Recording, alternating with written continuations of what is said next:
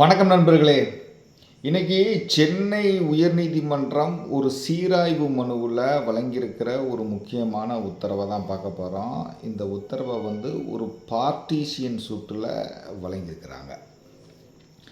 இப்போ எங்கிட்ட இருக்கிற ஒரு வழக்கில் சகோதரி பார்ட்டிஷியன் கேட்டு ஒரு வழக்கை தாக்கல் செஞ்சுருக்கிறாங்க. அந்த வழக்கில் நான் ஜாயின்ட் பொசஷனில் இருப்பதாக கூறி Tamil Nadu court fee act section 37(2)க்கு கீழே கோர்ட் ஃபீஸ் கட்டியிருக்கிறாங்க. இந்த சகோதரி தாக்கல் செஞ்ச வழக்கில் யாரெல்லாம் பிரதிவாதிகளாக இருக்கிறாருன்னா, அந்த அம்மாவுக்கு ஒரே தம்பி, அவர் ஃபஸ்ட்டு டிஃபெண்டன்ட்டு.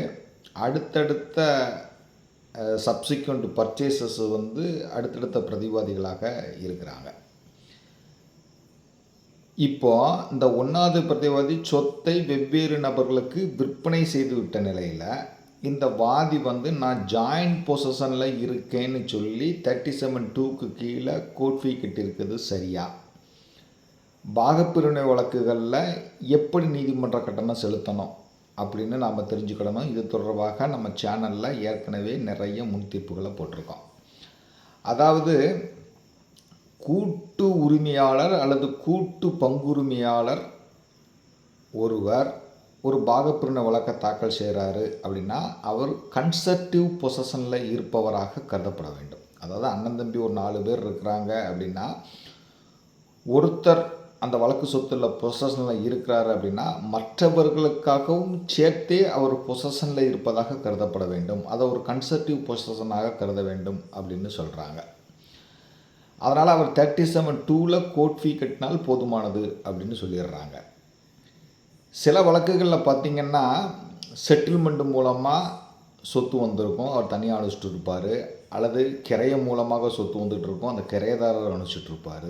இந்த சூழ்நிலையில் சகோதரி நான் ஜாயின்ட் பொசஷனில் இருக்கேன்னு சொல்லி ஒரு வழக்கை தாக்கல் செஞ்சால் 37(2)ல் கட்ட முடியுமா அப்படிங்கிறது அந்த வழக்கின் சட்டம் மற்றும் சங்கதி சார்ந்த வினா. இப்போ நீங்கள்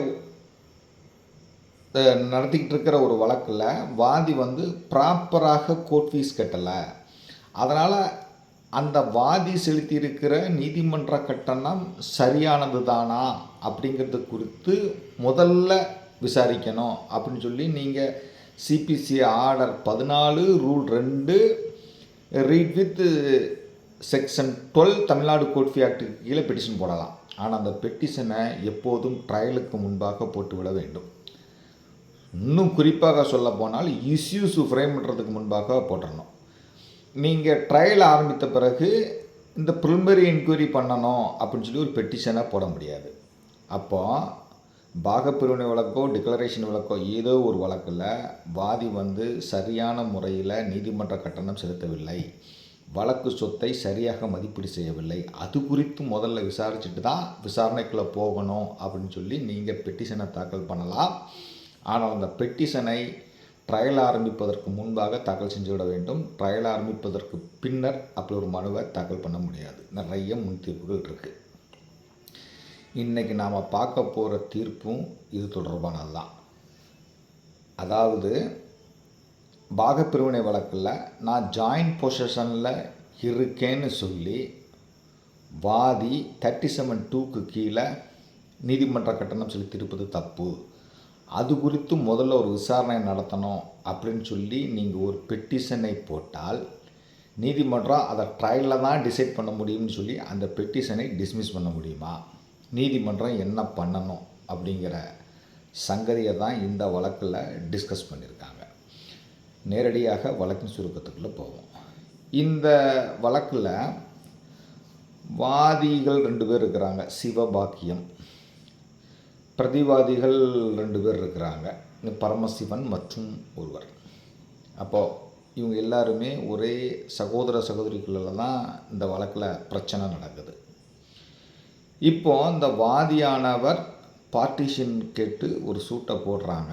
அந்த சூட்டில் அந்த வாதி தான் வழக்கு சொத்தில் ஜாயின்ட் பொசஷனில் இருப்பதாக கூறி 37(2)க்கு கீழே நீதிமன்ற கட்டணம் செலுத்துகிறாங்க. அதாவது வழக்கு சொத்தை மதிப்பீடு செய்து அதில் வாதிக்குரிய தொகைக்கு 5000 ரூபா கோர்ட் ஃபீ கட்டுறாங்க, ஜாயின்ட் பொசஷன்னு சொல்லி. இப்போ இந்த வழக்கில் அப்பியரான பிரதிவாதிகள் வந்து ஸ்டேட்மெண்ட் போட்டிருந்தாங்க. போட்டுட்டு அவங்க சிபிசி ஆர்டர் 14 ரூல் 2 மற்றும் உடனிணைந்த பிரிவு செக்ஷன் 12 தமிழ்நாடு கோர்ட் ஃபீ ஆக்டுக்கு கீழே ஒரு பெட்டிஷனை போட்டுறாங்க. அந்த பெட்டிஷனை போட்டு அந்த பெட்டிஷனில் அவங்க என்ன சொல்கிறாங்கன்னா, வாதி வந்து வழக்கு சொத்துகளில் பாகப்பிரிவினை கோரி வழக்கை தாக்கல் செய்திருக்கிறார். மேலும் வழக்கு சொத்தில் தாங்கள் ஜாயிண்ட் பொசஷனில் இருப்பதாக கூறி Tamil Nadu court fee act section 37(2)க்கு கீழே கோர்ட் ஃபீ கட்டியிருக்கிறாங்க. ஆனால் அது தவறு. ஏன்னா இந்த வழக்கில் கண்ட வாதிக்கு 1959 திருமணமாகிவிட்டது. திருமணத்திற்கு பிறகு அந்த அம்மா அவருடைய கணவர்களோட வசித்து வராங்க. இந்த வழக்கில் கண்ட சொத்தானது நல்லையா கவுண்டர் அப்படிங்கிறவருக்கு பாத்தியப்பட்ட பூர்வீக சொத்து. நல்லையா கவுண்டர் தான் உயிரோடு இருக்கும் பொழுதே 7/2/1990 சொத்துக்களை 1வது பிரதிவாதிக்கும் 2வது பிரதிவாதிக்கும் தனித்தனியாக உயிலெழுதி கொடுத்து விட்டார். அப்படி உயிலை எழுதி வைத்த பின்னர் அந்த நல்லையா கவுண்டர் 12/12/1995 இறந்து போனார். அவர் இறந்து போன பிறகு அந்த உயில் ஊர்ஜிதத்திற்கு வந்து நானும் 2வது பிரதிவாதியும் இந்த வழக்கு சொத்துக்களை தனித்தனியாக அனுப்பிச்சிட்டு வர்றோம். வாதி எந்த காலத்திலையும் வழக்கு சொத்தின் கூட்டு அனுபவத்தில் இல்லை. அந்த அம்மாவுக்கு 1959 திருமணமாகி போச்சு. அவள் புருஷன் கூட வசிச்சுட்டு வர்றாங்க. அதனால் அந்த அம்மா நியாயமாக 37(1) தான் கோர்ட் ஃபீ கட்டியிருக்கணுமே தவிர 37(2) கோர்ட் ஃபீ கட்டியிருக்கக்கூடாது. அதனால் இந்த வாதி தாவா வழக்கிற்கு சரியான முறையில் நீதிமன்ற கட்டணம் செலுத்தியிருக்கிறாரா அப்படிங்கிறத முதல்ல விசாரணை பண்ணணும் அப்படின்னு சொல்லி பெட்டிஷனை போடுறாங்க. இந்த பெட்டிஷனை பரிசீலித்த ட்ரையல் கோர்ட் வந்து பெட்டிஷனை டிஸ்மிஸ் பண்ணிடுறாங்க. என்ன டிஸ்மிஸ் பண்ணுறாங்கன்னா, இப்போ அந்த 1வது பிரதிவாதி சொல்லியிருக்கிற அந்த விஷயங்களை எல்லாமே ட்ரையலில் தான் டிசைட் பண்ண முடியும். இனிஷியல் ஸ்டேஜில் வந்து இதை டிசைட் பண்ண முடியாது. அந்த நல்லையா கவுண்டர் எழுதி கொடுத்துருக்கிற உயில் உண்மையானதா இல்லையாங்கிறத ட்ரையலில் தான் தீர்மானிக்க முடியும். அதனால் இப்போ இந்த பெட்டிஷனை என்டர்டெயின் பண்ண முடியாது அப்படிங்கிற கிரவுண்டில் டிஸ்மிஸ் பண்ணிடுறாங்க. அதனை எதிர்த்து இந்த 1வது பிரதிவாதியான பரமசிவன் வந்து உயர்நீதிமன்றத்தில் சீராய்வு மனுவை தாக்கல் பண்ணுறாங்க. அப்போது உயர்நீதிமன்றத்தில் இந்த 1வது பிரதிவாதி ஆஜரான வழக்கறிஞர் என்ன சொல்கிறாரு, ஏங்க அந்த அம்மாவுக்கு வந்து 1959 திருமணமாகி போச்சு. அந்த அம்மாவை புருஷன் கூட வச்சுட்டு வர்றாங்க.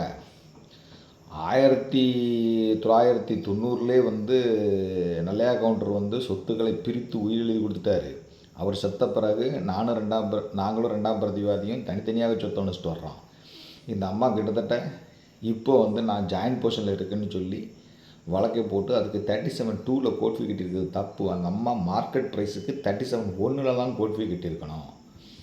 இதெல்லாம் நாங்கள் முதல்ல விசாரணை பண்ணுங்கள் அப்படின்னு சொல்லி பெட்டிஷன் போட்டோம். ஆனால் விசாரணை நீதிமன்றம் வந்து அதை ட்ரையலில் தான் டிசைட் பண்ண முடியும், இனிஷியல் ஸ்டேஜில் டிசைட் பண்ண முடியாது அப்படின்னு சொல்லி பெட்டிஷனை தள்ளுபடி பண்ணி தப்பு பண்ணிட்டாங்க அப்படின்னு சொல்லி ஒரு சைட்டேஷனை சுட்டி காட்டுறார். 2012 5 CTC page number 705 Sukumaran versus Thangamuthu அப்படிங்கிற வழக்கை சுட்டி காட்டி என்ன சொல்கிறார் அப்படின்னா, நாங்கள் Tamil Nadu court fee act section 12க்கு கீழே ஒரு பெட்டிஷன் போட்டு கோர்ட் ஃபீ கட்டியிருக்கிறது குத்து முதல்நிலை விசாரணை பண்ணணும்னு சொல்லி ஒரு பெட்டிஷன் போட்டாச்சுன்னா கோர்ட்டு முதல்ல அதை டிசைட் பண்ணி தான் ட்ரையலுக்கே போகணும். சும்மா டிஸ்மிஸ்லாம் பண்ணக்கூடாது. ஆனால் கோர்ட்டு வந்து டிஸ்மிஸ் பண்ணது தப்பு, அதனால் பெட்டிஷனை அலோவ் பண்ணுங்கள் அப்படின்னு சொல்லி வாதாடுறாங்க. இருதரப்பு வாதங்களையும் கேட்ட ஹைகோர்ட் என்ன சொல்கிறாங்க அப்படின்னா, வாதி பாகப்பிரிவினை கேட்டு வழக்கு போட்டிருக்காங்க. 37(2) கோர்ட் ஃபீ கட்டியிருக்காங்க. ஜாயின்ட் பொசிஷன் சொல்லியிருக்கிறாங்க. இந்த 1வது பிரதிவாதி என்ன சொல்கிறாரு, இந்த வாதி ஜாயின்ட் பொசிஷன்லே கிடையாது. அந்த அம்மாவுக்கு 1959 திருமணம் ஆகி போச்சு. அவர் புருஷன் கூட வச்சுட்டு வர்றாங்க. நல்லையா கவுண்டர் வந்து வழக்கு சொத்துக்களை 2ஆக பிரித்து 1வது பிரதிவாதிக்கு 2ஆம் பிரதிவாதிக்கு உயில் எழுதி விட்டார். அந்த உயில் எழுதி வைத்த பிறகு அவர் இறந்த பின்னர் அந்த உயில் ஊர்ஜியத்துக்கு வந்து நாங்கள் தனித்தனியாக சொத்தை அனுப்பிச்சிட்டு வர்றோம். இதில் ஜாயின்ட் பொசிஷன் எங்கே இருக்குது அப்படின்னு சொல்லி சொல்கிறாங்க. அதனால் அதை டிசைட் பண்ண கோரி இடைக்கால மனுவை தாக்கல் பண்ணியிருக்கிறாங்க. ஆனால் அந்த இடைக்கால மனுவை வந்து விசாரணை நீதிமன்றம் வந்து தள்ளுபடி பண்ணியிருக்கு. அப்படி தள்ளுபடி பண்ணியிருப்பது தப்பு. ஒரு வழக்கிற்கு முறையாக நீதிமன்ற கட்டணம் செலுத்தியிருக்கிறார்களா, சரியாக வழக்கு சொத்தை மதிப்பீடு செஞ்சுருக்கிறாங்களா, கோர்ட் ஃபீ ப்ராப்பராக கட்டியிருக்கா அப்படிங்கிறது குறித்து முதல்ல விசாரணை பண்ணணும்னு சொல்லி CPC 14 rule 2 section 12 Tamil Nadu court fee ஆக்டுக்கு கீழே ஒரு மனுவை தாக்கல் செஞ்சால் நீதிமன்றம் அந்த மனுவை ரொம்ப சின்சியராக கன்சிடர் பண்ணணும். முதல்ல அதில் ஒரு டிசைட் பண்ணிட்டு தான் அடுத்து ட்ரையலுக்கே போகணும். ட்ரையலில் பார்த்துக்கலான்னு சொல்லி அதை தள்ளுபடி செய்யக்கூடாது. அதனால் விசாரணை நீதிமன்றம் வழங்கியிருக்க உத்தரவு தப்பு அப்படின்னு சொல்லி செட்டிசைட் பண்ணிவிட்டு திரும்பவும் நீங்கள் இந்த பெட்டிஷனை வந்து விசாரித்து உண்மையிலேயே இந்த வாதி சரியான முறையில் நீதிமன்ற கட்டணம் செலுத்தியிருக்கிறாரா அப்படிங்கிறது குறித்து நீங்கள் டிசைட் பண்ணுங்கள். சட்டத்துக்கு உட்பட்டு அந்த பெட்டிஷன் மீது ஒரு உத்தரவை போடுங்க. ட்ரையலில் பார்த்துக்கலான்னு சொல்லி டிசைட் பண்ணக்கூடாது அப்படின்னு சொல்லி ரிமாண்ட் பண்ணிடுறாங்க. இப்போ அந்த வழக்கு தீர்ப்புலேருந்து நாம் என்ன தெரிஞ்சுக்கிடணும், இந்த ஜாயிண்ட் பொசஷன் அந்த செப்பரேட் பொசிஷன் எப்போவுமே ஒரு பிரச்சனை தான். இப்போ பூர்வீக சொத்துல 2005 கொண்டு வரப்பட்ட சட்டத்தின்படி ஆண்மகன் போலவே பெண்மகள் பாகம் பெறுவார். தந்தை உயிரோடு இருக்கணுங்கிற அவசியம் இல்லை. அதே நேரத்தில் நம்ம இந்து வாரிசுரிமை சட்டத்தில் 1990 கொண்டு வந்த சட்ட திருத்தமும் இன்னும் நீக்கம் செய்யப்படலை. அதுவும் அப்படியே தான் இருக்குது. இந்த 1990 சட்ட திருத்தம் என்ன சொல்லுது, 25/3/1989 முன்பு 1989க்கு முன்பாக திருமணமான பெண்களுக்கு பூர்வீக சொத்தில் பங்கு கிடையாதுன்னு சொல்லுது. அதே இதில் 2005 சட்ட திருத்தம் என்ன சொல்லுது, 20/12/2004 முன்பாக ப்ராப்பர்ட்டி வந்து ஏலினேஷன் ஆகிருக்கக்கூடாது அப்படி ஒரு கண்டிஷனை வைக்கிறாங்க. இப்போ 25/3/1989 முன்பாக மகளுக்கு திருமணமாகி போச்சுனாலே அவங்க ஒரு கோபார்ட்னராக வரமாட்டாங்க. ஆட்டோமேட்டிக்காக அவங்க சொத்தில் பங்கே கிடையாது. அதுக்கப்புறம் அந்த ஆண் பசங்கள் மட்டும்தான் சொத்தை அனுப்பிச்சிட்டு வர்றாங்க. இப்போ முக்கியமான பிரச்சனை என்ன ஆகிப்போச்சு அப்படின்னா, இந்த 2005 சட்ட திருத்தத்தை கொண்டு வந்து விட்டாங்க. இப்போ 2005 சட்ட திருத்தம்படி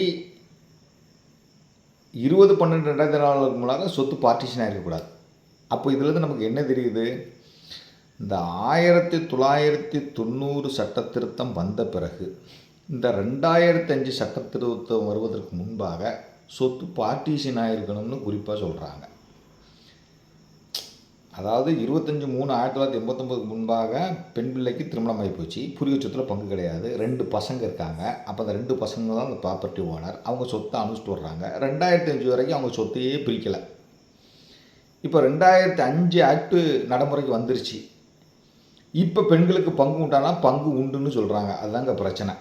அப்போது 20/12/2004 முன்பாக பூர்வீக சொத்து கண்டிப்பாக பார்ட்டிஷியன் ஆகியிருக்க வேண்டும் அப்படின்னு தான் மேக்சிமம் தீர்ப்புகள் இருக்குது. இதுதான் ஒரு பெரிய பிரச்சனை. என்கிட்டையும் ஒரு வழக்கு நான் ஃபஸ்ட்டு பில் ஒன்று தயார் செஞ்சுட்டு இருக்கும்போது இந்த ஒரு பிரச்சனை தான் பெரிய பிரச்சனையாக இருந்துச்சு. நான் என்ன சொல்கிறேன் அப்படின்னா, 25/3/1989 முன்பாக பெண்மகளுக்கு திருமணம் ஆகி போச்சு. அப்போ அவங்க கோபார்ட்னரே கிடையாது. அவங்க சொத்தில் உரிமையே இல்லாத நிலையில் தமிழ்நாடு அரசு கொண்டு வந்த சட்டத்திட்டத்தின்படி அவங்களுக்கு பங்கு கிடையாதுங்கும்போது 2005 ஏன் கணக்கு பண்ணணும்? அவங்க தான் அப்போவே விலகி போயிட்டாங்கல்ல, முடிஞ்சு போச்சுல்ல அப்படின்னு நான் கிரவுண்ட்ஸ் ரெடி பண்ணி வச்சுருக்கிறேன். அது எந்த அளவுக்கு ஒர்க் அவுட் ஆகும்னு தெரியல. இப்போ இந்த வழக்கு தீர்ப்புலேருந்து நாம் என்ன தெரிஞ்சுக்கிடணும் அப்படின்னா, பாகப்பிரிவினை வழக்கில் பெண் பிள்ளைகள் நாங்கள் ஜாயிண்ட் பொசஷனில் இருப்பதாக கூறி 37(2)க்கு கீழே கோர்ட் ஃபீ கட்டி ஒரு வழக்கை தாக்கல் செய்தால், நீங்கள் அந்த வழக்கில் ட்ரையலுக்கு முன்பாக CPC order 14 rule 2 read with section 12 Tamil Nadu court fee ஆக்டுக்கு கீழே ஒரு பெட்டிஷனை போட்டு, இந்த அம்மாவுக்கு இந்த வருஷமே திருமணமாகி போச்சு, இந்த அம்மா சென்னையில் இருக்கிறாங்க, வழக்கு சொத்து திருநெல்வேலியில் இருக்குது, அப்போ எப்படி இவங்க ஜாயின்ட் பொசிஷனில் இருக்க முடியும்? ஆல்ரெடி இந்த சொத்து எங்களுக்கு செட்டில்மெண்ட் மூலமாகவோ உயில் மூலமாக வந்து விட்டுச்சு, நாங்கள் பட்டா பெருமாற்றம் செஞ்சு தீர்வு செலுத்தி அனுப்பிச்சிட்டு வரோம். அதனால் இதில் கன்சர்ட்டிவ் பொசிஷனுங்கிறது வராது, ஆக்சுவல் பொசிஷன் எங்ககிட்ட இருக்குது அப்படிங்கிற சூழ்நிலையில் இவங்க ஜாயின்ட் பொசிஷன் சொல்லி கோர்ட் ஃபீ கட்டிக்கிறது தப்பு. அதனால் அது குறித்து முதல்ல விசாரிக்கணும்னு சொல்லி நீங்கள் ஒரு பெட்டிஷனை போடலாம். அப்படி ஒரு பெட்டிஷனை போட்டால் நீதிமன்றம் கண்டிப்பாக அதை சட்டத்துக்கு உட்பட்டு கன்சிடர் பண்ணி அதில் உத்தரவு போடணும். ட்ரையலில் பார்த்துக்கிட்டேன் அப்படின்னு சொல்லி விசாரணை நீதிமன்றம் அப்போ அந்த பெட்டிஷனை வந்து ரிஜெக்ட் பண்ண முடியாது, டிஸ்மிஸ் பண்ண முடியாது அப்படிங்கிற விஷயத்தை தான் இந்த தீர்ப்புலேருந்து நீங்கள் தெரிஞ்சுக்கிடணும். இந்த தீர்ப்பினுடைய முழு விவரத்தை நான் டிஸ்கிரிப்ஷன் பாக்ஸில் கொடுக்குறேன். படித்து பாருங்கள். கண்டிப்பாக உங்கள் அனைவருக்கும் பயன்படும். நன்றி.